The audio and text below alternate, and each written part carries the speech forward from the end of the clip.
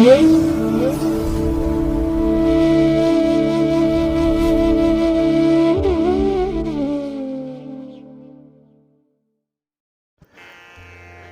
ಮಹಾಗಣಪತಯೇ ನಮಃ. ಶ್ರೀ ಗುರುಭ್ಯೋ ನಮಃ. ಹರಿ ಓಂ. ಸಿರಿಗನ್ನಡ ಸುದ್ದಿವಾಹಿನಿಯ ಸದಭಿಮಾನದ ಸಹೃದಯ ವೀಕ್ಷಕ ಮಹಾಶಯರೇ, ತಮಗೆಲ್ಲರಿಗೂ ಕೂಡ ಸಿರಿಗನ್ನಡ ಸುದ್ದಿವಾಹಿನಿಗೆ ಸ್ವಾಗತ. ದಯಾಮಯನಾದಂಥ ಭಗವಂತನ ಅನುಗ್ರಹ ತಮ್ಮೆಲ್ಲರಿಗೆ ಪ್ರಾಪ್ತಿಯಾಗಲಿ, ತಮ್ಮೆಲ್ಲರ ಜೀವನ ಆರೋಗ್ಯದಾಯಕವಾಗಿರಲಿ, ಸಂತೃಪ್ತಿದಾಯಕವಾಗಿರಲಿ ಎಂದು ಭಗವಂತನಲ್ಲಿ ಪ್ರಾರ್ಥನೆಯನ್ನು ಮಾಡ್ತಾ ಈ ದಿನದ ವಿಶೇಷ ಕಾರ್ಯಕ್ರಮವನ್ನು ನೋಡೋಣ. ಹಾಗೆ ದ್ವಾದಶ ರಾಶಿಯವರ ಗೋಚಾರ ಫಲಗಳು ಹೇಗಿವೆ ಅನ್ನೋದನ್ನು ಕೂಡ ತಿಳಿಯೋಣ ಬನ್ನಿ. ವೀಕ್ಷಕರೇ, ಈ ದಿನ ತಮ್ಮ ಹುಟ್ಟುಹಬ್ಬವನ್ನು ಆಚರಿಸ್ಕೊಳ್ತಾ ಇರುವಂಥ ತಮಗೆಲ್ಲರಿಗೂ ಕೂಡ ಹುಟ್ಟುಹಬ್ಬದ ಶುಭಾಶಯಗಳು. ಹಾಗೆ ಈ ದಿನಾಂಕದಂದು ವಿವಾಹವಾಗಿರುವಂಥ ದಂಪತಿಗಳಿಗೂ ಕೂಡ ವಿವಾಹ ವಾರ್ಷಿಕೋತ್ಸವದ ಶುಭಾಶಯಗಳನ್ನು ಹೇಳ್ತಾ ಭಗವಂತ ತಮಗೆಲ್ಲರಿಗೂ ಕೂಡ ಸಕಲ ಸನ್ಮಂಗಳಗಳನ್ನು ಕರುಣಿಸಲಿ ಅಂತ ಹೇಳಿ ಸಿರಿಗನ್ನಡ ಸುದ್ದಿವಾಹಿನಿಯ ಪರವಾಗಿ ಪ್ರಾರ್ಥಿಸುತ್ತೇನೆ. ಪ್ರೀತಿಯ ಬಂಧುಗಳೇ, ಈ ದಿನ 2024 ಮೇ ತಿಂಗಳ 14ನೇ ತಾರೀಕು ಭೌಮವಾಸರ ಅಂದರೆ ಮಂಗಳವಾರ. ಈ ಮಂಗಳವಾರದ ನಿತ್ಯ ಪಂಚಾಂಗ ಫಲ ಹೇಗಿದೆ ನೋಡೋಣ ಬನ್ನಿ. ಶ್ರೀ ಕ್ರೋಧಿನಾಮ ಸಂವತ್ಸರೆ, ಉತ್ತರಾಯಣೆ, ವಸಂತ ಋತು, ವೈಶಾಖ ಮಾಸ, ಶುಕ್ಲ ಪಕ್ಷದ ಸಪ್ತಮಿಯ ತಿಥಿ ಈ ದಿನ ಇದೆ. ಇದು ಈ ದಿನ ಬೆಳಗಿನ ಜಾವ 5:38 ಇರಲಿದೆ.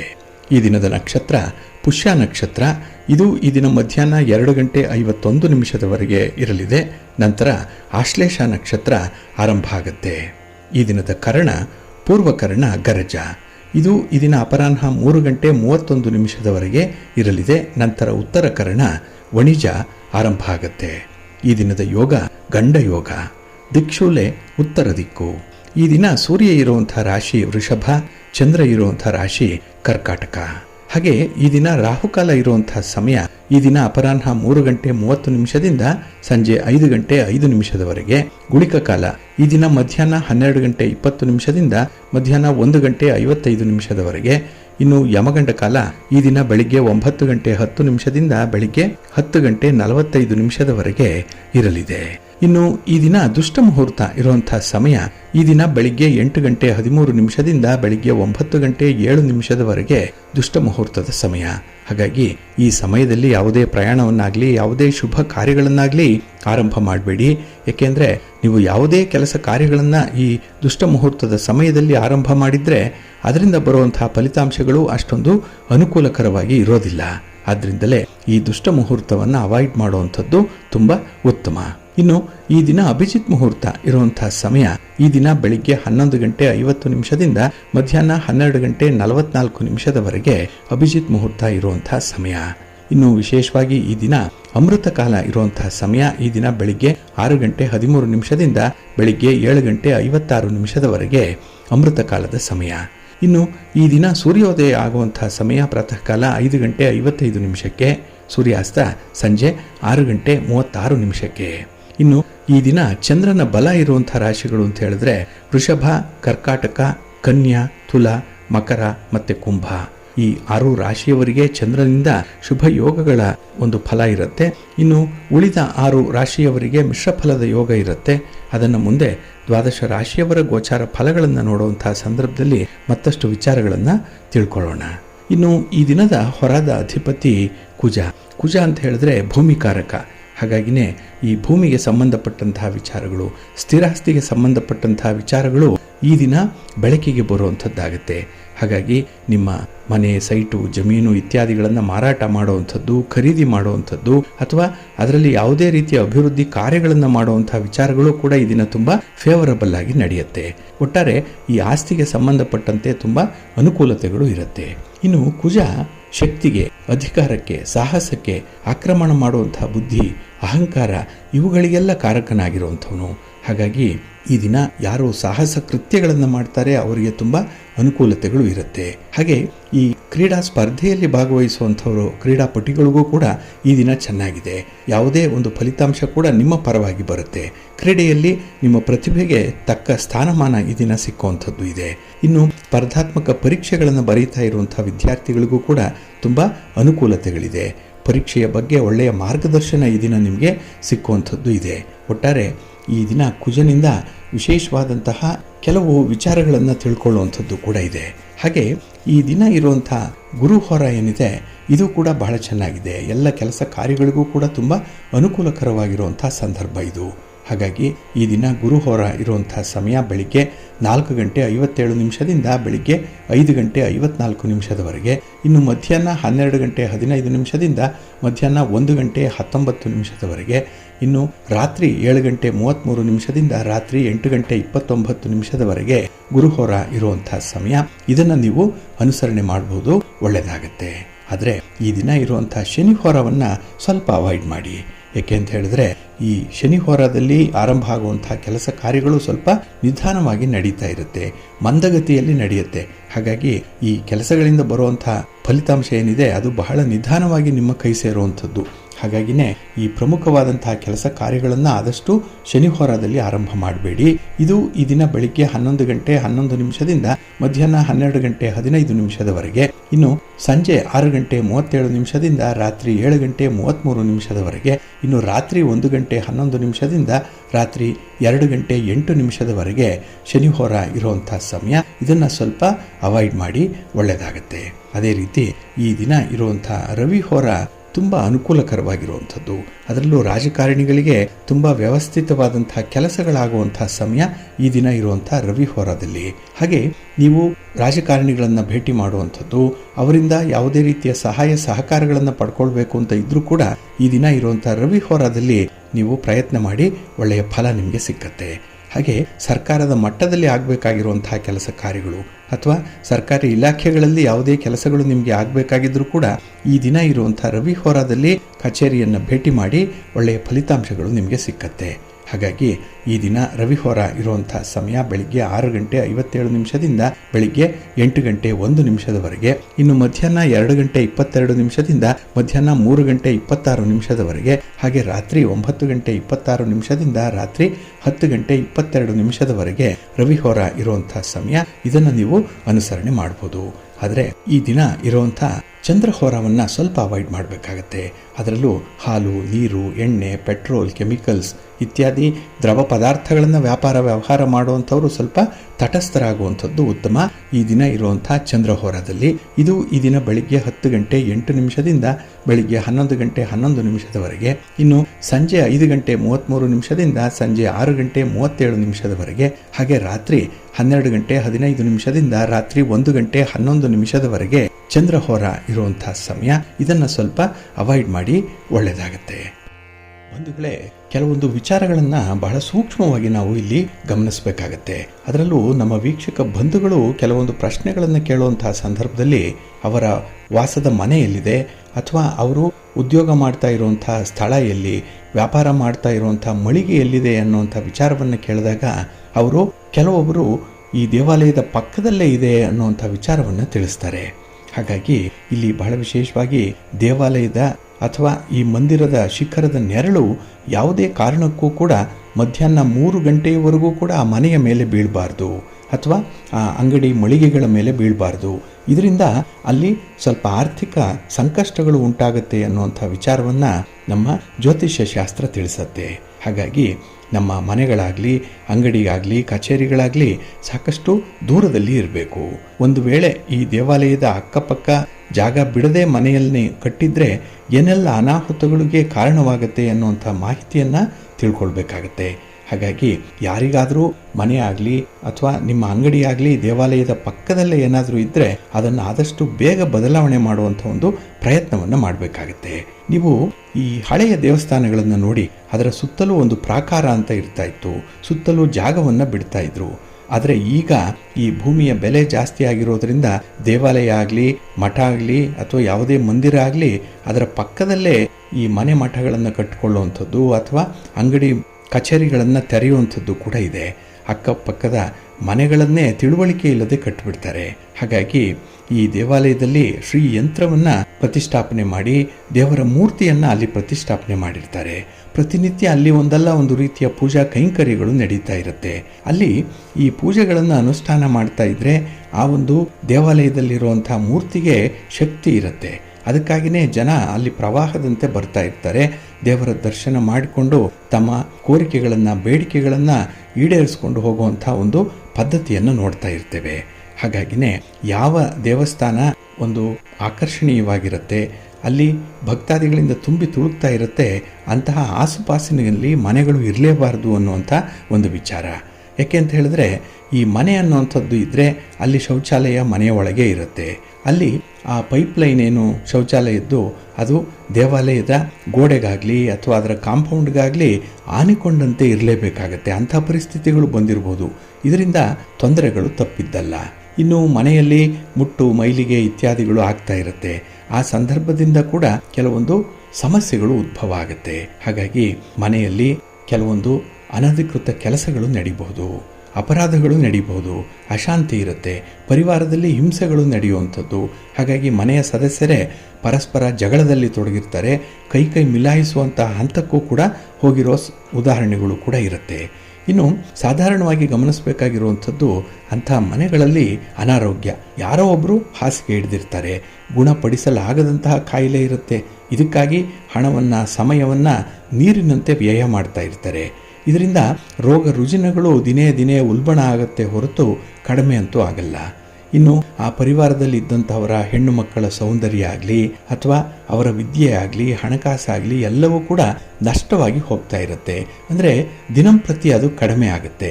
ಅಂತಹ ಹೆಣ್ಣು ಮಕ್ಕಳಲ್ಲಿ ಯಾವುದೇ ರೀತಿಯ ಉತ್ಸಾಹಗಳಿರಲ್ಲ, ಚಟುವಟಿಕೆಗಳಿರಲ್ಲ, ಸೋಮಾರಿಗಳಾಗ್ಬಿಡ್ತಾರೆ. ಇನ್ನು ಆಯಸ್ಸು ಕೂಡ ಕ್ಷೀಣಿಸ್ತಾ ಇರುತ್ತೆ. ಮಕ್ಕಳು ದುರ್ನಡತೆ ಉಳ್ಳವರಾಗಿರ್ತಾರೆ. ಏನೋ ಕೆಟ್ಟ ವ್ಯಕ್ತಿಯ ಸಹವಾಸವನ್ನು ಮಾಡುವಂಥದ್ದು, ಕೆಟ್ಟ ಕೆಲಸಗಳನ್ನು ಮಾಡುವಂಥದ್ದು. ಹಾಗೆ ಅವರಲ್ಲಿ ಒಂದು ನಿಶಕ್ತಿ ಇರುತ್ತೆ, ಶಕ್ತಿಯ ಬಲ ಕುಂದಿ ಹೋಗುತ್ತೆ. ಇನ್ನು 1000 ಕೋಟಿಯ ಒಡೆಯನಾದರೂ ಕೂಡ ಮನೆಯಲ್ಲಿ ನೆಮ್ಮದಿ ಅನ್ನುವಂಥದ್ದು ಇರಲ್ಲ. ಹಾಗಾಗಿ ಸಂಪಾದನೆ ಎಷ್ಟೇ ಇರಲಿ, ಪಿತ್ರಾರ್ಜಿತವಾದ ಆಸ್ತಿ ಎಷ್ಟೇ ಬಂದರೂ ಕೂಡ ನೆಮ್ಮದಿ ಇಲ್ಲದಂತಹ ಬದುಕು ಅವರದ್ದಾಗುತ್ತೆ. ಹಾಗಾಗಿನೇ ಯಾವುದೇ ಕಾರಣಕ್ಕೂ ಕೂಡ ದೇವಸ್ಥಾನ ಆಗಲಿ, ಮಂದಿರ ಆಗಲಿ, ಮನೆಯ ಅಕ್ಕಪಕ್ಕ ಸಾಕಷ್ಟು ಬಯಲು ಪ್ರದೇಶ ಇದ್ದರೆ ಅತ್ಯಂತ ಸೂಕ್ತ ಅನ್ನುವಂಥದ್ದನ್ನು ಇಲ್ಲಿ ಗಮನಿಸಬೇಕು. ಕೆಲವೊಮ್ಮೆ ಇಂಥ ವಿಚಾರಗಳು ನಮಗೆ ಗೊತ್ತಿರಲ್ಲ. ಹಾಗಾಗಿನೇ ಈ ಸಂಕಷ್ಟವನ್ನು ಅನುಭವಿಸುವಂತಹ ಸಂದರ್ಭದಲ್ಲಿ ಈ ಒಂದು ದೃಷ್ಟಿಕೋನದಿಂದ ಕೂಡ ನಾವು ಮನೆಯ ವಾಸ್ತುವನ್ನು ಪರಿಶೀಲನೆ ಮಾಡಬೇಕಾಗತ್ತೆ. ಹಾಗಾಗಿನೇ ಈ ಮನೆಯ ವಾಸ್ತು ಬಹಳ ಮುಖ್ಯವಾಗಿ ಪರಿಗಣಿಸಬೇಕಾಗಿರುವಂಥದ್ದು ಮನೆಯವರ ಶಾಂತಿ, ನೆಮ್ಮದಿ ಮತ್ತು ಸಮೃದ್ಧಿಗಾಗಿ. ಇಂತಹ ವಿಚಾರಗಳನ್ನು ನಾವು ಆಗಾಗ್ಗೆ ಪ್ರಕಟ ಮಾಡ್ತಾ ಇರ್ತೇವೆ. ಇಂಥದ್ದನ್ನು ನೀವು ಅನುಸರಣೆ ಮಾಡಿ, ಇದನ್ನು ಕೇಳಿಸ್ಕೊಳ್ಳಿ. ಹಾಗಾಗಿ ಈಗ ವಾಸ ಇರುವಂಥ ಮನೆ ಸ್ವಂತದ್ದಿರ್ಬೋದು, ಬಾಡಿಗೆ ಎದ್ದಿರ್ಬೋದು, ಯಾವುದೇ ರೀತಿಯ ಮನೆ ಇದ್ದರೂ ಕೂಡ ಕೆಲವು ದಿಕ್ಕು ಕೆಲವರಿಗೆ ಆಗಿ ಬರಲ್ಲ. ಕೆಲವು ಮನೆಯೊಳಗಿರುವಂಥ ಸೌಕರ್ಯಗಳು ಕೆಲವರಿಗೆ ತೊಂದರೆಯನ್ನು ಕೊಡ್ತಾ ಇರುತ್ತೆ. ಹಾಗಾಗಿ ಕೆಲವೊಂದು ಪರಿಹಾರ ಮಾರ್ಗಗಳು ಕೂಡ ಇದಕ್ಕಾಗಿ ಇದೆ. ಜ್ಯೋತಿಷ್ಯ ಶಾಸ್ತ್ರ ಸಮಸ್ಯೆಗಳನ್ನು ಎತ್ತಿ ಹೇಳೋದಷ್ಟೇ ಅಲ್ಲ, ಆ ಸಮಸ್ಯೆಗಳಿಗೆ ಸೂಕ್ತ ಪರಿಹಾರವನ್ನು ಕೂಡ ಹೇಳುತ್ತೆ. ಆದರೆ ಆ ಪರಿಹಾರವನ್ನು ಮಾಡೋವಂಥವರು ನಂಬಿಕೆಯಿಂದ ಮಾಡಬೇಕು, ಶ್ರದ್ಧೆಯಿಂದ ಮಾಡಬೇಕು. ಆಗ ನಿಮ್ಮ ಪ್ರಯತ್ನ ಯಶಸ್ವಿಯಾಗುತ್ತೆ. ಹಾಗಾಗಿ ಬಂಧುಗಳೇ, ಈ ಮನೆಯ ವಾಸ್ತು ದೋಷ ಯಾವುದೇ ರೀತಿಯಲ್ಲಿದ್ದರೂ ಕೂಡ ಅದಕ್ಕೆ ಒಂದು ಪರಿಹಾರವನ್ನು ನಾವು ಹೇಳುವಂತಹ ಸಂದರ್ಭದಲ್ಲಿ ಗಮನ ಇಟ್ಟು ಕೇಳಿಸ್ಕೊಳ್ಳಿ, ಅದನ್ನು ಅನುಸರಣೆ ಮಾಡಿಕೊಳ್ಳಿ, ಒಳ್ಳೆಯದಾಗತ್ತೆ. ಪ್ರೀತಿಯ ಬಂಧುಗಳೇ, ಪ್ರತಿನಿತ್ಯ ನಾವು ದಿನ ಪಂಚಾಂಗವನ್ನು ನೋಡ್ತಾ ಇದ್ದೇವೆ, ದಿನ ಭವಿಷ್ಯವನ್ನು ನೋಡ್ತೇವೆ. ಹಾಗಾಗಿ ಈ ಚಂದ್ರನ ಗೋಚಾರದಿಂದ ಯಾವ ಯಾವ ರಾಶಿಯವರಿಗೆ ಯಾವ ಫಲಗಳಿರುತ್ತೆ ಅನ್ನುವಂಥ ವಿಚಾರಗಳನ್ನು ನಾವು ಪ್ರತಿದಿನ ಕೇಳೋದಾದರೆ, ಇಲ್ಲಿ ಗ್ರಹಗಳು ಕೆಲವು ಒಂದು ರಾಶಿಯಿಂದ ಮತ್ತೊಂದು ರಾಶಿಗೆ ಹೋಗಲಿಕ್ಕೆ ಕೆಲವಷ್ಟು ಸಮಯಗಳನ್ನು ತೆಗೆದುಕೊಳ್ಳುತ್ತೆ. ಅದರಲ್ಲೂ ಗುರು ಮತ್ತು ಶನಿ ಗ್ರಹ ಬಹಳ ವಿಶೇಷವಾಗಿ ಹೆಚ್ಚು ಸಮಯವನ್ನು ತೆಗೆದುಕೊಳ್ಳುವಂಥದ್ದು. ರಾಹು ಕೇತುಗಳು ಕೂಡ 1.5 ವರ್ಷಗಳ ಕಾಲ ಒಂದು ರಾಶಿಯಿಂದ ಮತ್ತೊಂದು ರಾಶಿಗೆ ಪ್ರವೇಶ ಮಾಡುವಂಥ ಒಂದು ಅವಧಿ ಇರುತ್ತೆ. ಹಾಗಾಗಿ ಈ ಗ್ರಹಗಳು ಒಮ್ಮೊಮ್ಮೆ ಸೂರ್ಯನ ಸಮೀಪಕ್ಕೆ ಬಂದಾಗ ಅವು ಕೊಡುವಂಥ ಕಾರಕತ್ವಗಳಲ್ಲಿ ವ್ಯತ್ಯಾಸಗಳಾಗುತ್ತೆ. ಹಾಗಾಗಿ 24 ವರ್ಷಗಳ ನಂತರದಲ್ಲಿ ಒಂದು ವಿದ್ಯಮಾನ ನಡೀತಾ ಇದೆ. ಏನಂದ್ರೆ, ಗುರು ಮತ್ತೆ ಶುಕ್ರ ಈ ಸಂಯೋಗ ಉಂಟಾಗ್ತಾ ಇರುವಂಥದ್ದು. ಜೊತೆಗೆ ಈ ಗುರು ಮತ್ತೆ ಶುಕ್ರರ ಈ ಸಂಚಾರದ ಸಮಯದಲ್ಲಿ ಅಸ್ತರಾಗ್ತಾ ಇರುವಂಥದ್ದು.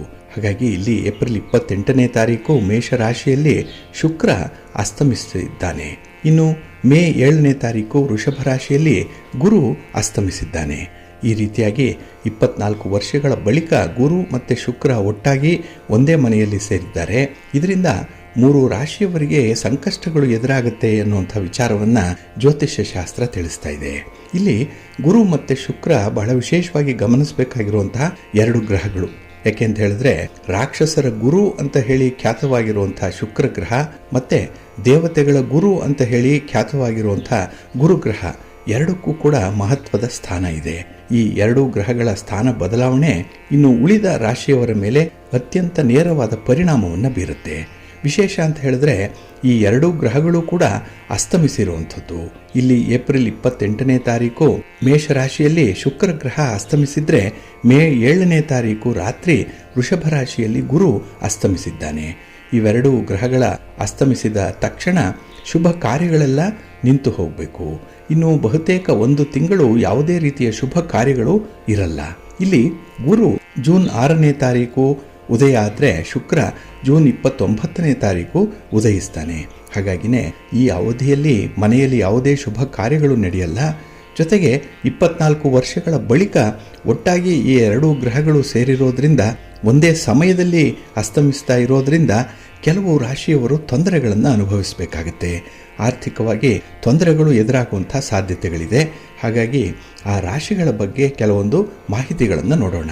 ಇಲ್ಲಿ ವೃಷಭ ರಾಶಿಯವರಿಗೆ ಗುರು ಮತ್ತು ಶುಕ್ರ ಜೊತೆಯಾಗಿ ಅಸ್ತಮಿಸಿರೋದ್ರಿಂದ ವೃಷಭ ರಾಶಿಯವರಿಗೆ ಅನುಕೂಲಕ್ಕಿಂತ ಅನಾನುಕೂಲತೆಗಳೇ ಜಾಸ್ತಿ ಇರುತ್ತೆ.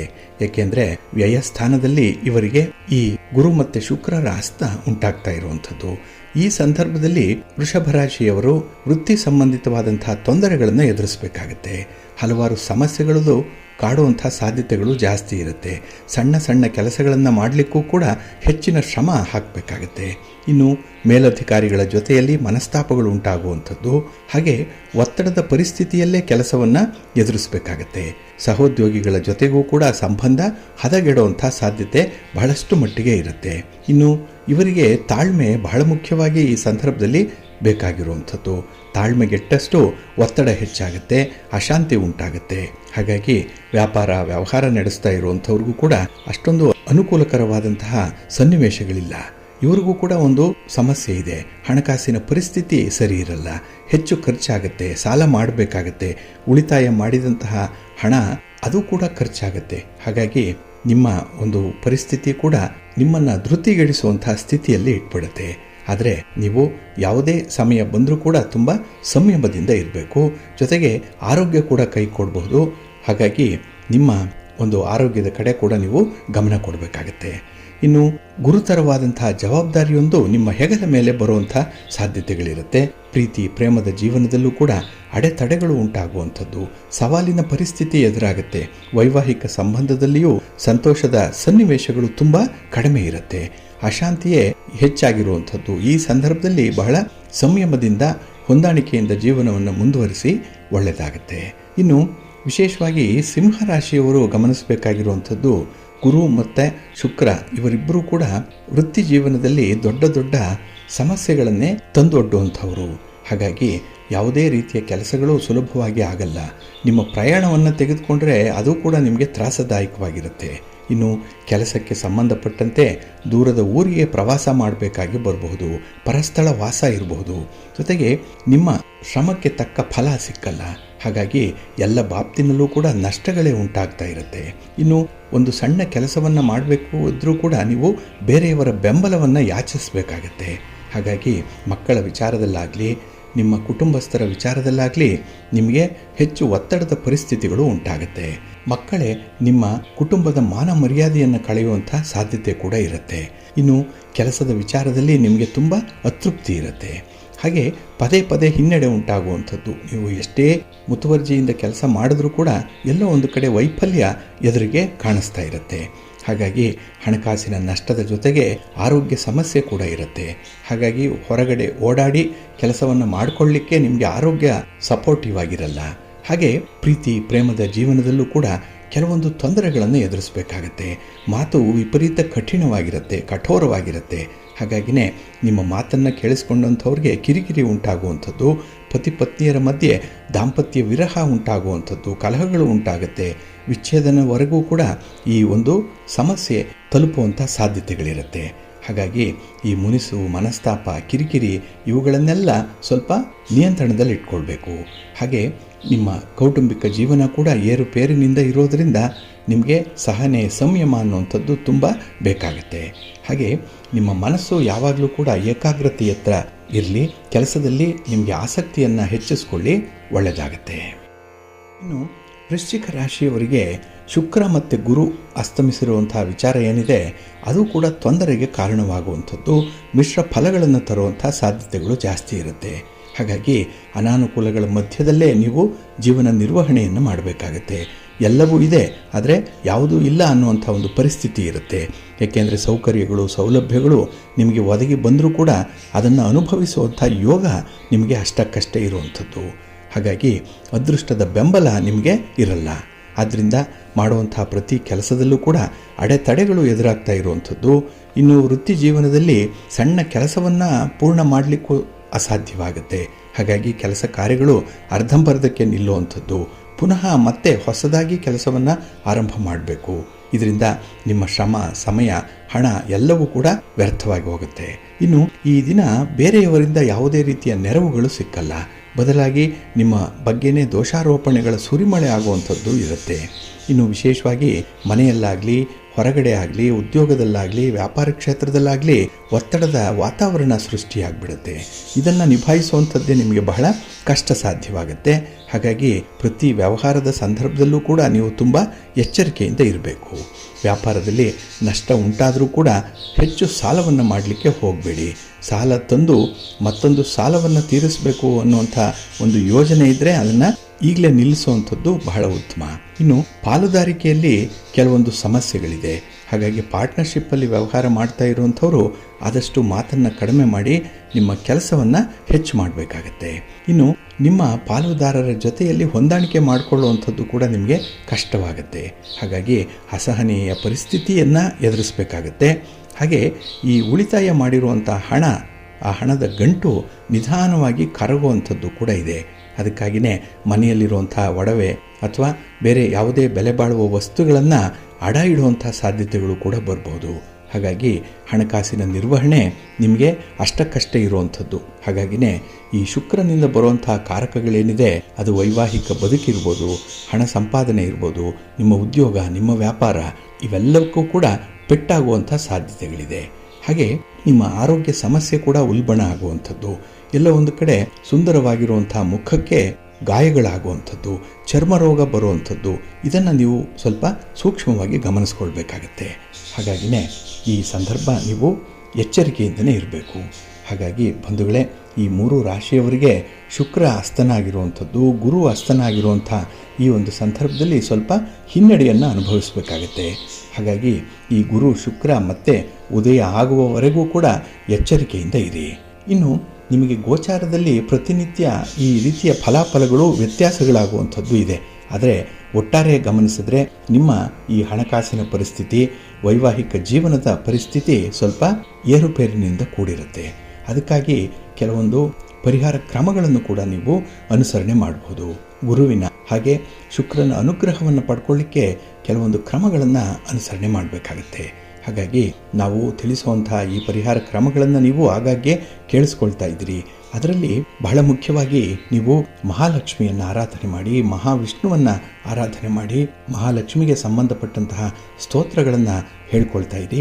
ಹಾಗೆ ಗುರು ದರ್ಶನ ಮಾಡುವಂಥದ್ದು, ಗುರು ಸೇವೆಯನ್ನು ಮಾಡುವಂಥದ್ದು, ಹಾಗೆ ಗುರುವಿನ ಅನುಗ್ರಹವನ್ನು ಪಡ್ಕೊಳ್ಳಿಕ್ಕೆ ಮನೆಯಲ್ಲಿರುವಂತಹ ಹಿರಿಯರ ಸೇವೆಯನ್ನು ಮಾಡುವಂಥದ್ದು, ಇಂತಹ ಉಪಕ್ರಮಗಳನ್ನು ನೀವು ಪ್ರತಿನಿತ್ಯ ಅಳವಡಿಸ್ಕೊಂಡ್ರೆ ಸ್ವಲ್ಪ ಮಟ್ಟಿನ ನೆಮ್ಮದಿ ಸಿಕ್ಕತ್ತೆ. ಹಾಗಾಗಿ ನಿಮ್ಮ ವ್ಯಾಪಾರ, ನಿಮ್ಮ ವ್ಯವಹಾರಗಳು ಪ್ರಗತಿದಾಯಕವಾಗಿ ನಡೆಯುವಂತಹ ಒಂದು ಸನ್ನಿವೇಶದಲ್ಲಿ ಇರುತ್ತೆ.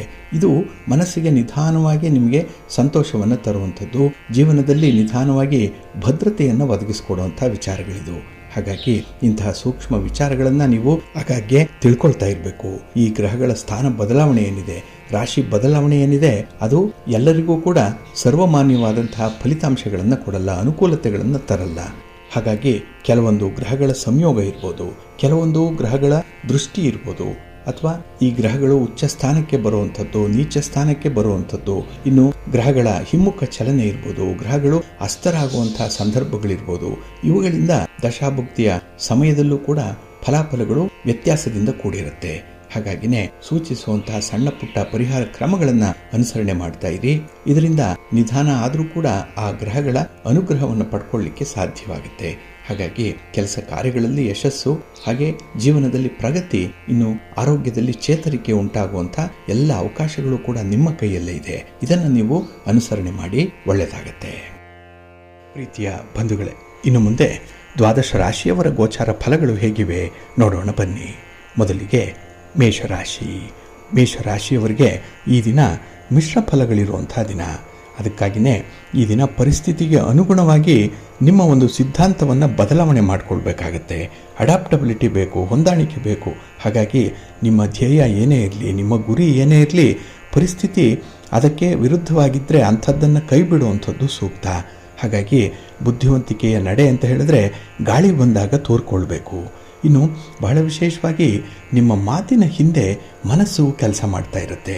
ಆದ್ದರಿಂದ ಮನಸ್ಸನ್ನು ಸುಸ್ಥಿತಿಯಲ್ಲಿ ಇಟ್ಕೊಂಡ್ರೆ ಮಾತು ಉತ್ತಮವಾಗಿ ಹೊರಡುತ್ತೆ. ಹಾಗಾಗಿ ಈ ದಿನ ನಿಮ್ಮ ಮಾತಿನಿಂದ ಆಗುವಂಥ ಅನರ್ಥಗಳನ್ನು ನೀವು ತಡಿಬೇಕಾಗುತ್ತೆ. ಅಗತ್ಯವಾದ ವೇಳೆಯಲ್ಲಿ ಕೊಟ್ಟದ್ದು ಕೂಡ ಅಲ್ಪವಾದರೂ ಅದು ಅಮೂಲ್ಯವಾಗಿರುತ್ತೆ. ಹಾಗಾಗಿ ನಿಮ್ಮ ಮಾತು ಅಷ್ಟೇ ಸಮಯೋಚಿತವಾಗಿ ಕೆಲವರಿಗೆ ಕೊಡುವಂತಹ ಸಲಹೆ ಈ ದಿನ ಅತ್ಯಮೂಲ್ಯವಾದಂಥ ಒಂದು ವರವಾಗುತ್ತೆ. ಇನ್ನು ಈ ದಿನದಲ್ಲಿ ಕೆಲವೊಂದು ವಿವಾದಗಳು ಹುಟ್ಟಿಕೊಳ್ಳುವಂಥ ಸಾಧ್ಯತೆ ಇದೆ. ಅದರಲ್ಲೂ ಈ ಆತ್ಮವಿಶ್ವಾಸದ ಕೊರತೆ ಇರೋದರಿಂದ ಕೆಲವು ಕೆಲಸಗಳನ್ನು ಆರಂಭನೇ ಮಾಡಲ್ಲ.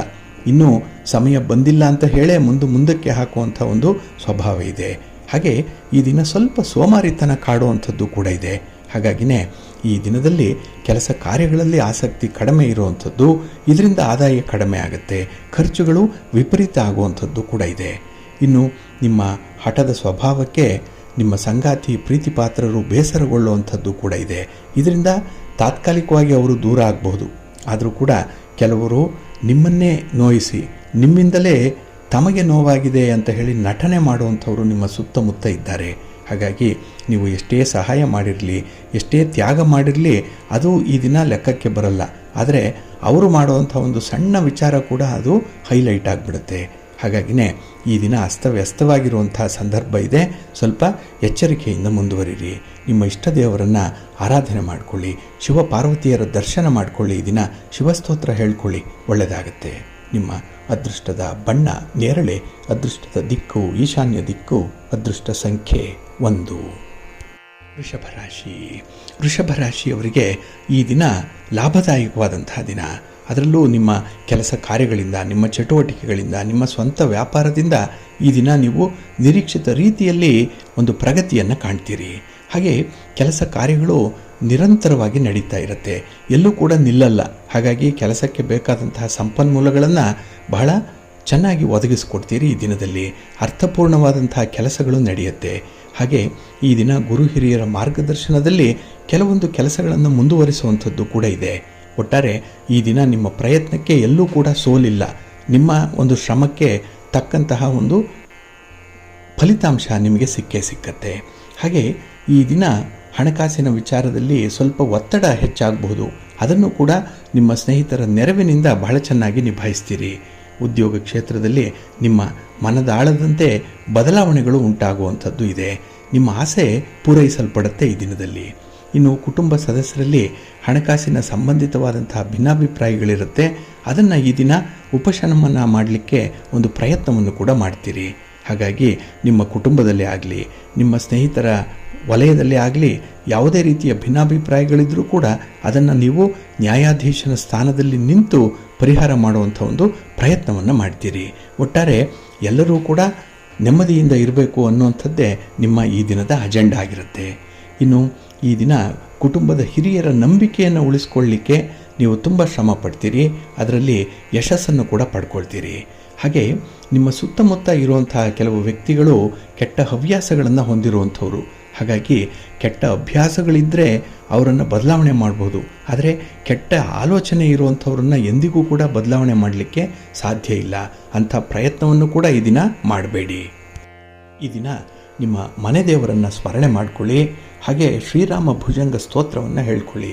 ರಾಮನಾಮ ಜಪ ಮಾಡಿ ಈ ದಿನ ರಾಮ ರಕ್ಷಾ ಸ್ತೋತ್ರವನ್ನು ಹೇಳ್ಕೊಳ್ಳಿ, ಒಳ್ಳೆಯದಾಗುತ್ತೆ.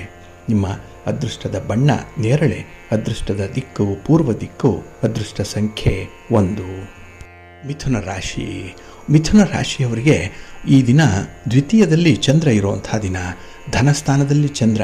ಹಾಗಾಗಿನೇ ಈ ದಿನ ಹಣಕಾಸಿನ ವ್ಯವಹಾರಗಳಲ್ಲಿ ಸ್ವಲ್ಪ ಹಿನ್ನಡೆ ಇದೆ. ಏನೋ ಒಂದು ಬಂಡವಾಳ ಹಾಕುವಂಥದ್ದು, ಯಾರನ್ನೋ ನಂಬಿ ಈ ದಿನ ಕೆಲವೊಂದು ಕೆಲಸಗಳಿಗೆ ಕೈ ಹಾಕುವಂಥದ್ದು, ಇದರಿಂದ ನೀವು ಹಾಕಿದ ಬಂಡವಾಳ ವಾಪಸ್ ಬರಲ್ಲ. ಹಾಗಾಗಿನೇ ಸ್ವಲ್ಪ ನಷ್ಟದ ಬಾಪ್ತುಗಳೇ ಹೆಚ್ಚಾಗುತ್ತೆ. ಇನ್ನು ಯಾರನ್ನೋ ಓಲೈಸಲಿಕ್ಕೆ ಹೋಗಿ ಈ ದಿನ ಖರ್ಚು ವೆಚ್ಚವನ್ನು ಮಾಡಲಿಕ್ಕೆ ಹೋಗಬೇಡಿ. ಹಾಗಾಗಿ ನಿಮ್ಮ ತನವನ್ನು ಈ ದಿನ ಕಾಯ್ದುಕೊಳ್ಳುವಂಥದ್ದು ಬಹಳ ಬಹಳ ಮುಖ್ಯ. ಹಾಗೆ ಉದ್ಯೋಗ ಕ್ಷೇತ್ರದಲ್ಲಿ ಕೆಲಸ ಮಾಡುವಂಥವರಾಗಲಿ, ಮೇಲಧಿಕಾರಿಗಳಿಂದ ಕೆಲಸಗಳ ಆದೇಶವನ್ನು ಪಡೆಯುವಂತಹ ಸಂದರ್ಭದಲ್ಲಾಗಲಿ ಸ್ವಲ್ಪ ಎಚ್ಚರಿಕೆಯಿಂದ ಇರಿ. ಸ್ವಲ್ಪ ಹೊಂದಾಣಿಕೆಯ ಮನೋಭಾವ ಬೇಕಾಗುತ್ತೆ. ಹಾಗಾಗಿ ಈ ದಿನ ನಿಮ್ಮದು ಅನ್ನುವಂಥ ಆಟ ಏನೂ ನಡೆಯಲ್ಲ. ಬೇರೆಯವರಿಗಾಗಿ ಈ ದಿನ ನೀವು ಕೆಲಸಗಳನ್ನು ನಿರ್ವಹಣೆ ಮಾಡಬೇಕಾಗತ್ತೆ. ಇನ್ನು ಬಹಳ ವಿಶೇಷತೆ ಅಂತ ಹೇಳಿದ್ರೆ, ನಿಷ್ಕಲ್ಮಶ ಮನಸ್ಸಿನಿಂದ ಎಲ್ಲರ ಪ್ರೀತಿಯನ್ನು ಸಂಪಾದನೆ ಮಾಡ್ಕೊಳ್ತೀರಿ, ಎಲ್ಲರ ಹೊಗಳಿಕೆಗೆ ಪಾತ್ರರಾಗ್ತೀರಿ. ಆದರೆ ಈ ದಿನ ಅಂಥ ಒಂದು ಹೆಸರಿಗೆ ಮಸಿ ಬಳಿಯುವಂಥ ಪ್ರಯತ್ನಗಳು ಕೂಡ ನಿಮ್ಮ ಸ್ನೇಹಿತರ ವಲಯದಲ್ಲಿ ನಡೆಯುವಂಥದ್ದಿದೆ. ಏಕೆಂದರೆ ನಿಮ್ಮ ಅಭಿವೃದ್ಧಿಯನ್ನು ಕಂಡು ಕೆಲವರಿಗೆ ಹೊಟ್ಟೆ ಉರಿ, ನಿಮ್ಮ ಪ್ರಗತಿಯನ್ನು ಕಂಡು ಕೆಲವರಿಗೆ ಅಸೂಯೆ. ಇಂಥ ಒಂದು ಸಂದರ್ಭದಲ್ಲಿ ಬಹಳ ಎಚ್ಚರಿಕೆಯಿಂದ ನೀವು ಜೀವನ ನಿರ್ವಹಣೆಯನ್ನು ಮಾಡಬೇಕಾಗತ್ತೆ. ಆದರೆ ಯಾವುದೇ ಸಂದರ್ಭದಲ್ಲೂ ಕೂಡ ನಿಮ್ಮ ಆತ್ಮವಿಶ್ವಾಸವನ್ನು ಕಳ್ಕೊಳ್ಬೇಡಿ. ಅದಕ್ಕೆ ಹಿರಿಯರು ಹೇಳ್ತಾರಲ್ಲ, ಸಂಪತ್ತನ್ನು ಕಳ್ಕೊಂಡಂಥವ್ರಿಗೆ ಸ್ವಲ್ಪವೇ ನಷ್ಟ ಆಗುತ್ತೆ, ಆದರೆ ಧೈರ್ಯವನ್ನು ಆತ್ಮವಿಶ್ವಾಸವನ್ನು ಕಳೆದುಕೊಂಡಂಥವ್ರಿಗೆ ಸರ್ವಸ್ವವೂ ಕೂಡ ನಷ್ಟವಾಗಿ ಬಿಡುತ್ತೆ. ಹಾಗಾಗಿ ಅಂತಹ ನಷ್ಟದ ಬಾಪ್ತಿಗೆ ಕೈ ಹಾಕಬೇಡಿ. ಸಾಧ್ಯ ಆದಷ್ಟು ಆತ್ಮವಿಶ್ವಾಸವನ್ನು ಹೆಚ್ಚಿಸುವಂಥ ಕೆಲಸಗಳನ್ನು ಮಾಡಿ. ನಿಮ್ಮ ಮನೆ ದೇವರನ್ನು ಸ್ಮರಣೆ ಮಾಡಿಕೊಳ್ಳಿ, ಯೋಗ ಮಾಡಿ, ಜಪ ಮಾಡಿ, ತಪ ಮಾಡಿ. ಎಲ್ಲವೂ ಕೂಡ ನಿಮ್ಮ ಅಂತಃಶಕ್ತಿಯನ್ನು ವೃದ್ಧಿಸುತ್ತೆ, ಬಲಗೊಳಿಸುತ್ತೆ. ಹಾಗೆ ಆಂಜನೇಯ ಸ್ತೋತ್ರವನ್ನು ಈ ದಿನ ಹೇಳ್ಕೊಳ್ಳಿ, ಹನುಮಾನ್ ಚಾಲೀಸನ್ನು ಹೇಳ್ಕೊಳ್ಳಿ. ಒಳ್ಳೆಯ ಶಕ್ತಿ ನಿಮಗೆ ಆವಿರ್ಭಾವ ಆಗುತ್ತೆ. ನಿಮ್ಮ ಅದೃಷ್ಟದ ಬಣ್ಣ ಕೇಸರಿ, ಅದೃಷ್ಟದ ದಿಕ್ಕು ಉತ್ತರ ದಿಕ್ಕು, ಅದೃಷ್ಟ ಸಂಖ್ಯೆ 2. ಕರ್ಕಾಟಕ ರಾಶಿ. ಕರ್ಕಾಟಕ ರಾಶಿಯವರಿಗೆ ಈ ದಿನ ಬಹಳ ವಿಶೇಷವಾಗಿರುವಂಥ ದಿನ. ಅದರಲ್ಲೂ ಚಂದ್ರ ನಿಮ್ಮ ರಾಶಿಯ ಅಧಿಪತಿ ನಿಮ್ಮ ರಾಶಿಯಲ್ಲೇ ಸ್ಥಿತನಾಗಿರುವಂಥವನು. ಹಾಗಾಗಿ ಈ ದಿನ ನಿಮ್ಮ ಮನಸ್ಸಿಗೆ ಸಂತೋಷ, ನೀವು ಮಾಡುವಂಥ ಕೆಲಸ ಕಾರ್ಯಗಳಿಗೆ ನಿಮಗೆ ಸಂಪೂರ್ಣವಾದಂಥ ತೃಪ್ತಿ ಇದೆ. ಹಾಗೆ ಈ ದಿನ ನಿಮ್ಮ ಸ್ನೇಹಿತರ ಸಹಾಯದಿಂದ ವಿದೇಶಿ ಸಂಸ್ಥೆಯಲ್ಲಿ ಕೆಲಸ ಮಾಡುವಂಥದ್ದು ಅಥವಾ ವಿದೇಶದಿಂದ ನಿಮಗೆ ಯಾವುದೋ ಒಂದು ರೀತಿಯ ಅನುಕೂಲತೆಗಳು ಉಂಟಾಗುವಂಥದ್ದಿದೆ.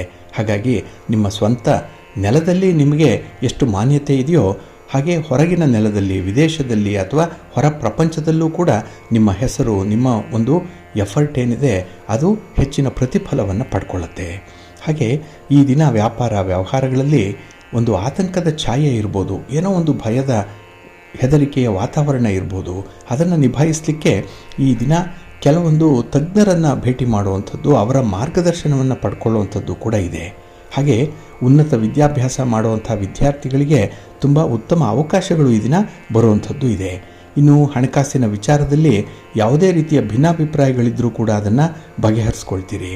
ಇನ್ನು ಸ್ಥಿರಾಸ್ತಿಯ ವಿಚಾರವಾಗಿ ನೀವು ಈ ದಿನ ಮಾಡುವಂಥ ಪ್ರಯತ್ನಗಳು ಯಶಸ್ವಿಯಾಗತ್ತೆ. ಹಾಗಾಗಿ ಮನೆಯನ್ನು ಖರೀದಿ ಮಾಡುವಂಥದ್ದಾಗಲಿ, ಮನೆಯನ್ನು ಮಾರಾಟ ಮಾಡುವಂಥದ್ದಾಗಲಿ ಅಥವಾ ಮನೆಯ ಒಳಗೆ ಯಾವುದೇ ರೀತಿಯ ಒಂದು ಬದಲಾವಣೆಗಳನ್ನು ಮಾಡಬೇಕು, ಒಂದು ಡೆವಲಪ್ಮೆಂಟಲ್ ವರ್ಕನ್ನು ಕೈಗೊಳ್ಳಬೇಕು ಅಂದರೂ ಕೂಡ ಈ ದಿನ ಪ್ರಶಸ್ತವಾಗಿದೆ. ನೀವು ಪ್ರಯತ್ನ ಪಡ್ಬೋದು, ಒಳ್ಳೆಯ ಫಲ ನಿಮಗೆ ಸಿಕ್ಕತ್ತೆ. ಹಾಗೆ ಈ ದಿನ ನಿಮಗೆ ಯಾವುದೇ ಒಂದು ವಿಷಯದಲ್ಲಿ ಕೆಲವರ ನಿರೀಕ್ಷೆಗಳು ಇರುತ್ತೆ. ಅಂದರೆ ಕೆಲವರಿಂದ ಸಹಾಯವನ್ನು ಬಯಸ್ತಾ ಇರ್ತೀರಿ, ಆದರೆ ನೀವು ಬಯಸುವಂತಹ ಸಹಾಯಗಳು ಈ ದಿನ ಸಿಕ್ಕದೇ ಇರ್ಬೋದು. ಯಾಕೆಂದರೆ ಸಮುದ್ರದ ತಟದಲ್ಲಿರುವಂಥವ್ರಿಗೆ ಬಾಯಾರಿಕೆ ಆದರೆ ಬಾವಿಯ ಹತ್ತಿರನೇ ಹೋಗಬೇಕು. ಅಷ್ಟೊಂದು ಅಗಾಧವಾದಂತಹ ನೀರಿದ್ದರೂ ಬಾಯಾರಿಕೆಯನ್ನು ಅದು ಹೋಗಲಾಡಿಸಲ್ಲ. ಅದೇ ರೀತಿ ಐಶ್ವರ್ಯ ಇದ್ದವರೆಲ್ಲ ನಿಮ್ಮ ಜೊತೆಯಲ್ಲಿದ್ದರೂ ಕೂಡ ಹಣಕಾಸಿನ ನೆರವು ಅವರಿಂದ ಸಿಕ್ಕಲ್ಲ. ಹಾಗಾಗಿ ನಿಮ್ಮ ಪ್ರೀತಿ ಪಾತ್ರರೋ ನಿಮ್ಮ ಸಂಗಾತಿಯೋ ಈ ದಿನ ನಿಮ್ಮ ಹಣದ ನೆರವನ್ನು ಒದಗಿಸುವಂಥ ಸಾಧ್ಯತೆಗಳಿರುತ್ತೆ. ಒಟ್ಟಾರೆ ಈ ದಿನ ತುಂಬ ಪ್ರಾಕ್ಟಿಕಲ್ ಆಗಿರ್ತೀರಿ, ಒಳ್ಳೆಯ ಅನುಭವಗಳು ಕೂಡ ಆಗುವಂಥ ದಿನ. ನಿಮ್ಮ ಮನೆ ದೇವರನ್ನು ಸ್ಮರಣೆ ಮಾಡ್ತಾಯಿರಿ. ಹಾಗೆ ಭಕ್ತಿಯಿಂದ ಈ ದಿನ ಅರ್ಧನಾರೀಶ್ವರಿ ಸ್ತೋತ್ರವನ್ನು ಹೇಳ್ಕೊಳ್ಳಿ. ಪಾರ್ವತಿ ಪರಮೇಶ್ವರರನ್ನು ಧ್ಯಾನ ಮಾಡಿ ಈ ದಿನ ದರ್ಶನ ಮಾಡಿ ಒಳ್ಳೆಯದಾಗತ್ತೆ. ನಿಮ್ಮ ಅದೃಷ್ಟದ ಬಣ್ಣ ತಿಳಿ ನೀಲಿ, ಅದೃಷ್ಟದ ದಿಕ್ಕು ಈಶಾನ್ಯ ದಿಕ್ಕು, ಅದೃಷ್ಟ ಸಂಖ್ಯೆ 1. ಸಿಂಹರಾಶಿ.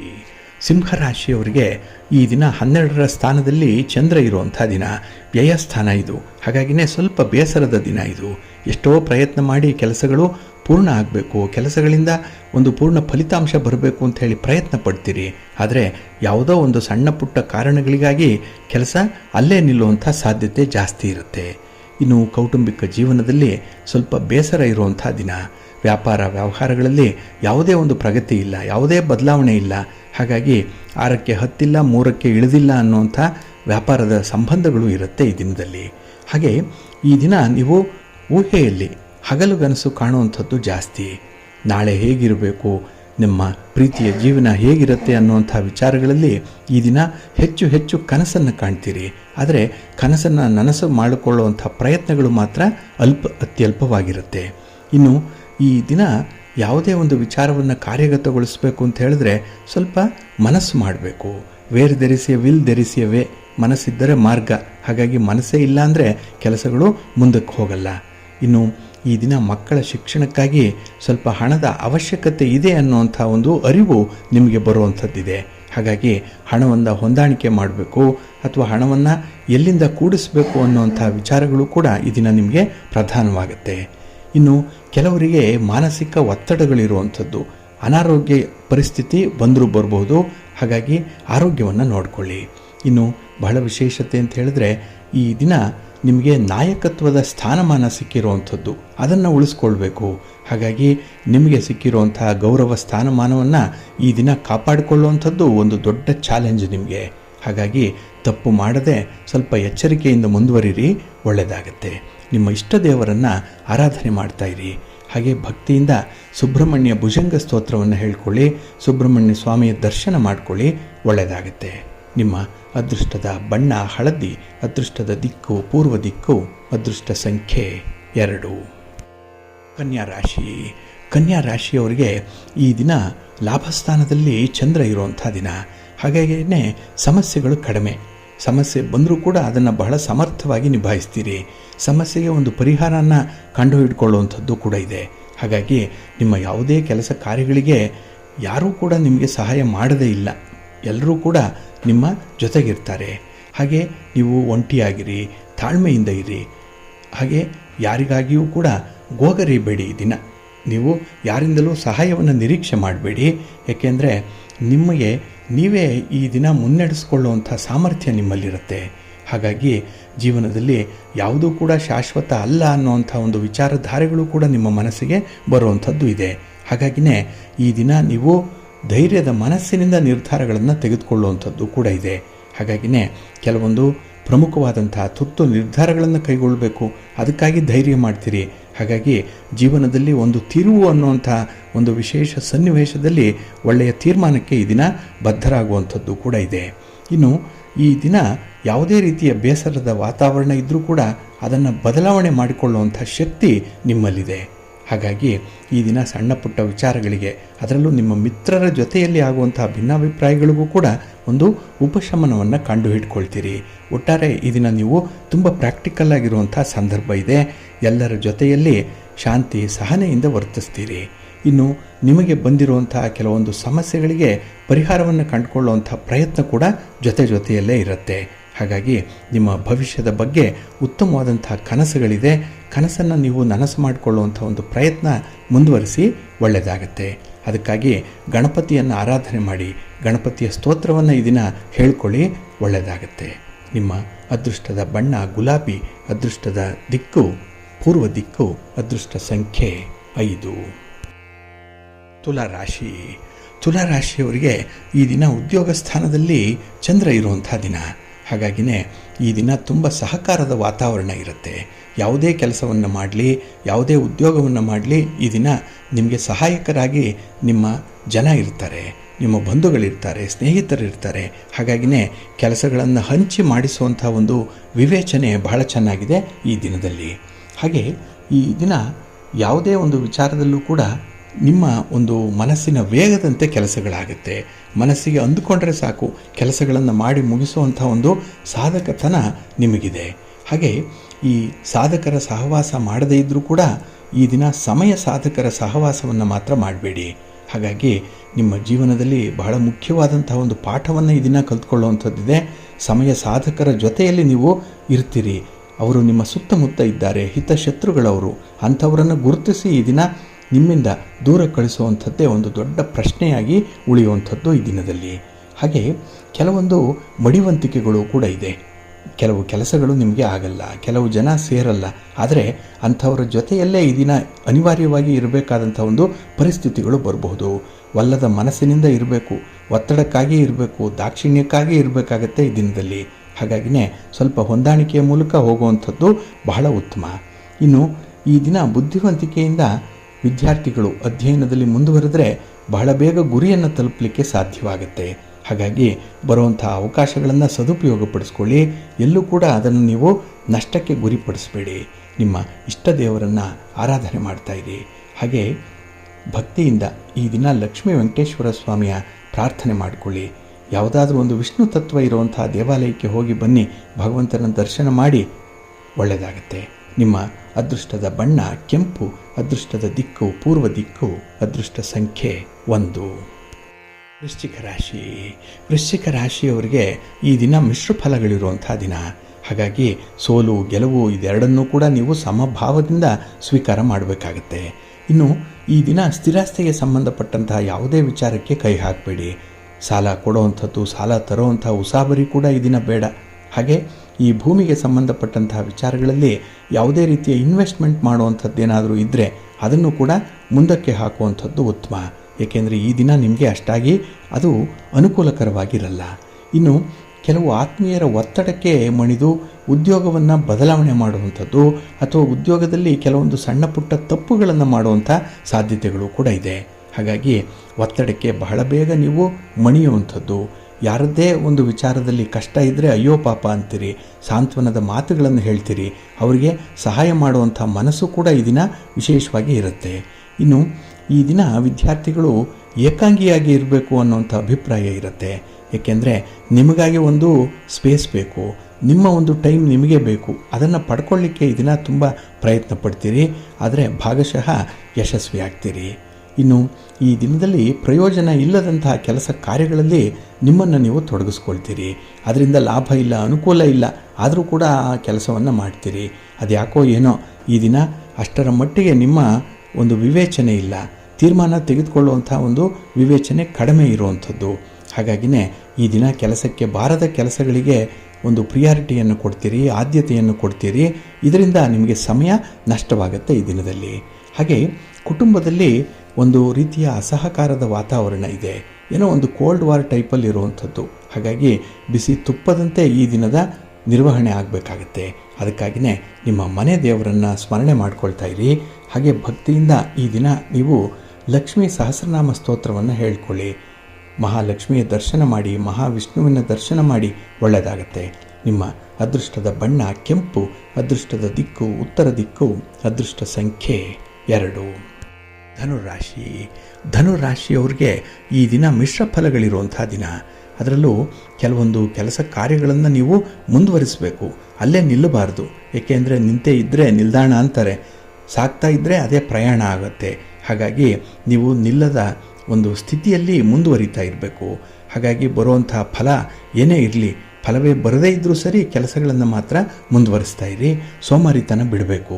ಹಾಗೆ ಈ ದಿನ ಸ್ನೇಹಿತರಿಂದ ಕೆಲವು ಆಸಕ್ತಿಕರವಾದಂಥ ಮಾಹಿತಿಗಳು ನಿಮಗೆ ಸಿಕ್ಕತ್ತೆ. ಕೆಲವೊಂದು ವಿಚಾರಗಳಲ್ಲಿ ತುಂಬ ಕುತೂಹಲ ಇರುವಂಥ ಸಂದರ್ಭ ಇದೆ. ಹಾಗಾಗಿ ಈ ದಿನ ಬೇರೆ ಬೇರೆ ಮೂಲಗಳಿಂದ ಹೊಸ ಹೊಸ ಜ್ಞಾನವನ್ನು ಸಂಪಾದನೆ ಮಾಡಿಕೊಳ್ಳುವಂಥದ್ದು, ಹೊಸ ಹೊಸ ವಿಚಾರಗಳನ್ನು ಸ್ವೀಕರಿಸುವಂಥದ್ದು ಕೂಡ ಇದೆ. ಹಾಗೆ ಈ ದಿನ ದೂರ ಪ್ರಯಾಣ ಮಾಡುವಂಥ ಸೂಚನೆ ಇದೆ. ಆ ಪ್ರಯಾಣ ನಿಮಗೆ ಶುಭವನ್ನು ಲಾಭವನ್ನು ತರಲ್ಲ, ಸ್ವಲ್ಪ ಎಚ್ಚರಿಕೆಯಿಂದ ಇರಿ. ಇನ್ನು ಆಧ್ಯಾತ್ಮಿಕ ಸೇವಾ ಕಾರ್ಯಕ್ರಮಗಳ ಮೇಲೆ ನಿಮ್ಮ ಮನಸ್ಸು ಇದೆ, ಅಲ್ಲಿ ಒಂದು ಕೇಂದ್ರೀಕರಣ ಆಗಿರುವಂಥದ್ದು, ಅಲ್ಲಿ ಆಸಕ್ತಿಯ ಬಿಂದು ನಿಮಗೆ. ಆದರೆ ಅದನ್ನು ಪೂರೈಸಿಕೊಳ್ಳುವಂತಹ ಸಂದರ್ಭದಲ್ಲಿ ಈ ದಿನ ಸಮಯದ ಪರಿಪಾಲನೆ ಮಾಡಲಿಕ್ಕೆ ಸಾಧ್ಯ ಆಗಲ್ಲ.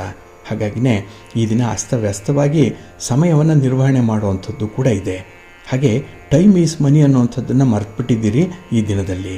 ಇನ್ನು ನಿಮ್ಮ ಉದ್ಯೋಗ ಕ್ಷೇತ್ರದಲ್ಲಿ ಅಲ್ಪ ಪ್ರಗತಿ ಕಂಡುಬರುವಂಥದ್ದು, ಅನಗತ್ಯ ವಿಚಾರಗಳಿಗೆ ಹಣ ವ್ಯಯ ಆಗುತ್ತೆ. ಮೂರನೆಯ ವಿಚಾರಕ್ಕೆ ಈ ದಿನ ಆಸಕ್ತಿ ಹೆಚ್ಚಾಗಿರುತ್ತೆ.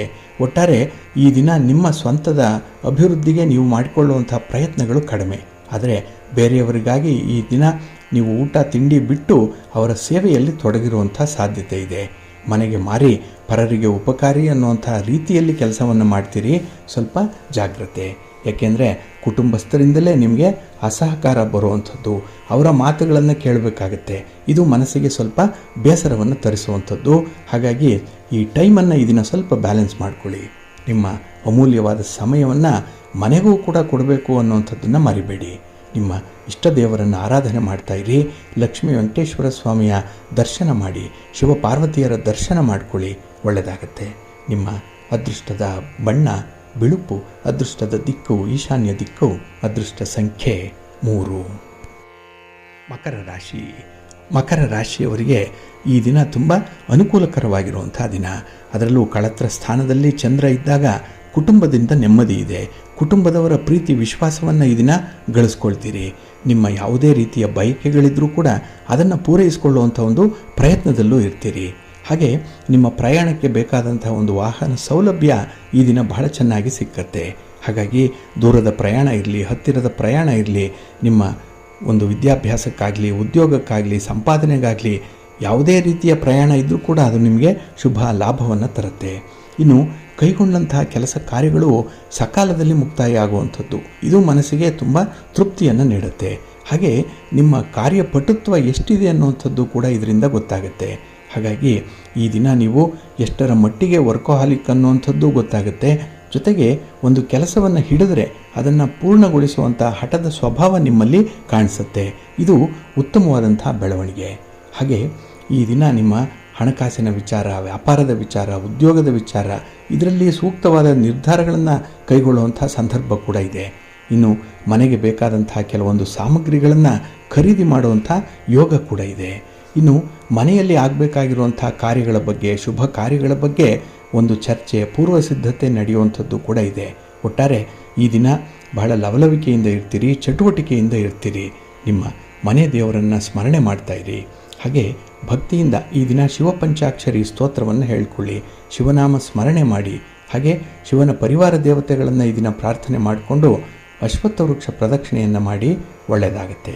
ನಿಮ್ಮ ಅದೃಷ್ಟದ ಬಣ್ಣ ಬಿಳುಪು, ಅದೃಷ್ಟದ ದಿಕ್ಕು ಈಶಾನ್ಯ ದಿಕ್ಕು, ಅದೃಷ್ಟ ಸಂಖ್ಯೆ 1. ಕುಂಭರಾಶಿ.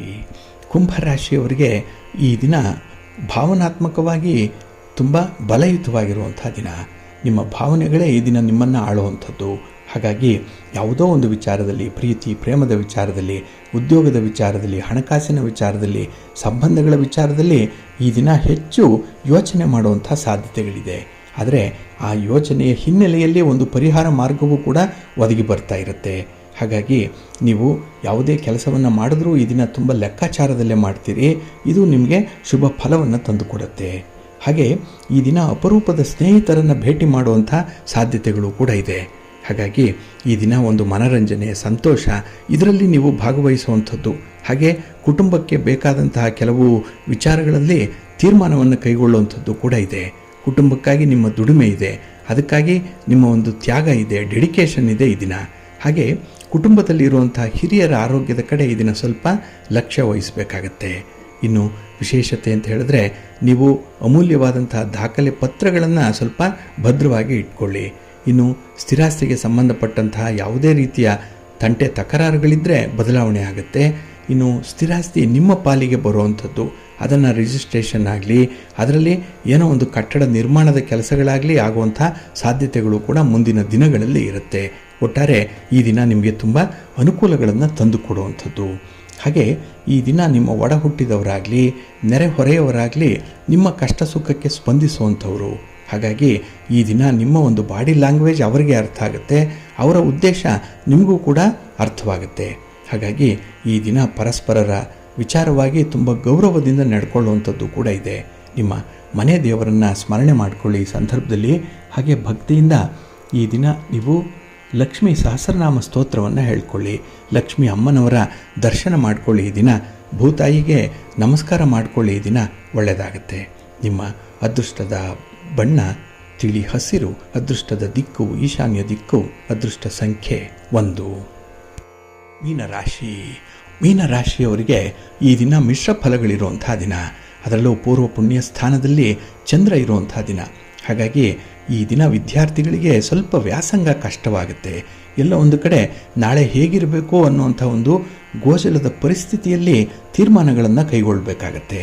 ಹಾಗಾಗಿನೇ ಕೆಲವು ಅನುಭವಸ್ಥರನ್ನು ಭೇಟಿ ಮಾಡುವಂಥದ್ದು, ಗುರು ಹಿರಿಯರ ಮಾರ್ಗದರ್ಶನವನ್ನು ಪಡ್ಕೊಳ್ಳುವಂಥ ಒಂದು ಹಿನ್ನೆಲೆ ಕೂಡ ಇದೆ. ಹಾಗೆ ಈ ದಿನ ಯಾವುದೇ ಒಂದು ವಿಚಾರದಲ್ಲೂ ಕೂಡ ಬೇರೆಯವರನ್ನು ಅತಿಯಾಗಿ ನಂಬಬೇಡಿ, ಆಶ್ರಯಿಸಬೇಡಿ, ನಿರೀಕ್ಷೆಯನ್ನು ಇಟ್ಕೊಳ್ಬೇಡಿ. ಹಾಸಿಗೆ ಇದ್ದಷ್ಟು ಕಾಲು ಚಾಚಬೇಕು, ಇಲ್ಲ ಅಂತ ಹೇಳಿದ್ರೆ ಬೇರೆಯವರ ಮುಂದೆ ಕೈ ಚಾಚಬೇಕಾಗತ್ತೆ. ಹಾಗಾಗಿ ನಿಮ್ಮಲ್ಲಿರುವಂಥ ಸಂಪನ್ಮೂಲ ಎಷ್ಟಿದೆ, ನಿಮ್ಮ ಸಾಮರ್ಥ್ಯ ಎಷ್ಟಿದೆ, ಅದಕ್ಕೆ ಅನುಗುಣವಾಗಿ ಕೆಲಸಗಳನ್ನು ಆಯ್ಕೆ ಮಾಡಿಕೊಳ್ಳಿ. ಯಾರಿಗೂ ಯಾವುದೇ ರೀತಿಯ ಭರವಸೆಗಳನ್ನು ಕೊಡಲಿಕ್ಕೆ ಹೋಗಬೇಡಿ, ಸಾಲವನ್ನು ಕೊಡಬೇಡಿ, ಸಾಲವನ್ನು ತರಬೇಡಿ, ಸಾಲಕ್ಕೆ ಜಾಮೀನಾಗೂ ಕೂಡ ನಿಲ್ಲಬೇಡಿ ಈ ದಿನದಲ್ಲಿ. ಹಾಗೆ ಈ ದಿನ ಕೆಲವೊಂದು ವಿಚಾರಗಳು ಮುಂದೂಡಲ್ಪಡುವಂಥದ್ದು ಕೂಡ ಇದೆ. ಹಾಗಾಗಿ ನಿಮ್ಮ ಒಂದು ಆತುರಕ್ಕೆ ಅಥವಾ ತುರ್ತಿಗೆ ಕೆಲಸಗಳು ಆಗಲ್ಲ. ಇದು ಸ್ವಲ್ಪ ಬೇಸರವನ್ನು ತರಿಸುವಂಥದ್ದು, ನಿರಾಸೆಯನ್ನು ಉಂಟು ಮಾಡುವಂಥದ್ದು ಕೂಡ ಇದೆ. ಹಾಗೆ ನಿಮ್ಮ ಸಂಗಾತಿ, ನಿಮ್ಮ ಪ್ರೀತಿ ಪಾತ್ರರ ನಡವಳಿಕೆ ಕೂಡ, ಅವರ ಮಾತು ಕೂಡ ಈ ದಿನ ನಿಮಗೆ ಸ್ವಲ್ಪ ಬೇಸರವನ್ನು ತರಿಸುವಂಥದ್ದು. ಹಾಗಾಗಿ ಈ ದಿನ ವ್ಯಕ್ತಿ ಹೇಗಿದ್ದಾರೋ ಹಾಗೆ ಅವರನ್ನು ಒಪ್ಪಿಕೊಳ್ಳುವಂಥ ಒಂದು ಪ್ರಯತ್ನವನ್ನು ಮಾಡಿ. ಹಾಗೆ ಈ ದಿನ ವೃಥಾ ಖರ್ಚುಗಳು ಹೆಚ್ಚಾಗುವಂಥದ್ದು, ಖರ್ಚು ನಿಮ್ಮ ಕೈಮೀರಿ ಘಟಿಸುವಂಥದ್ದು ಕೂಡ ಇದೆ. ಹಾಗೆ ಈ ದಿನ ಅನಿರೀಕ್ಷಿತ ಮಾತುಗಳನ್ನು ಕೂಡ ಕೇಳಬೇಕಾಗತ್ತೆ. ಕೆಲವೊಂದು ಅಪವಾದಗಳು ಬರಬಹುದು. ಹಾಗೆ ನೀವು ಮಾಡದೇ ಇರುವಂಥ ತಪ್ಪಿಗೂ ಕೂಡ ನಿಮಗೆ ಶಿಕ್ಷೆ ಆಗಬಹುದು. ಈ ದಿನ ಸ್ವಲ್ಪ ಜಾಗ್ರತೆ. ನಿಮ್ಮ ಇಷ್ಟ ದೇವರನ್ನು ಆರಾಧನೆ ಮಾಡಿಕೊಳ್ಳಿ. ಲಕ್ಷ್ಮೀ ನರಸಿಂಹ ಸ್ತೋತ್ರವನ್ನು ಈ ದಿನ ಹೇಳ್ಕೊಳ್ಳಿ, ಒಳ್ಳೆಯದಾಗತ್ತೆ. ನಿಮ್ಮ ಅದೃಷ್ಟದ ಬಣ್ಣ ಕೆಂಪು, ಅದೃಷ್ಟದ ದಿಕ್ಕು ಪೂರ್ವ ದಿಕ್ಕು, ಅದೃಷ್ಟ ಸಂಖ್ಯೆ 5.